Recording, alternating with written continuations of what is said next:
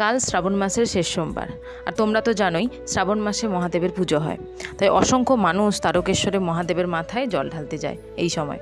এখানে আমার মায়েরাও কিন্তু ব্যতিক্রমী নন, ওনারাও বছরের বছর এই মাসটিতে যায় তারকেশ্বর।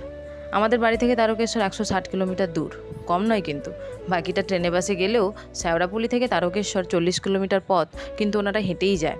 ওনারা শুধু নয়, আরও অনেকেই যায়, কাঁধে বাঁক নিয়ে জল নিয়ে যায় মহাদেবের মাথায় ঢালার উদ্দেশ্যে। এটাই হয়তো ঈশ্বরের প্রতি ভক্তি ও বিশ্বাসের চরম দৃষ্টান্ত। আর আমরা কিন্তু এই বিশ্বাস আর ভক্তির জোরেই বেঁচে রয়েছি। মায়েরা স্নান করে আলতা সিঁদুর পরে, পরিধেয় বস্ত্র পরে, বাড়ির গুরুজনদের প্রণাম করে, আদি ঠাকুর তুলসীতলাতে প্রণাম করে ভোর রাতে নিজেদের গন্তব্যের উদ্দেশ্যে রওনা দিল। তোমাদের প্রত্যেকের যাত্রা শুভ হোক এই মনস্কামনা করি, তোমাদের প্রত্যেকের মনস্কামনা পূর্ণ হোক এই কামনাই করি।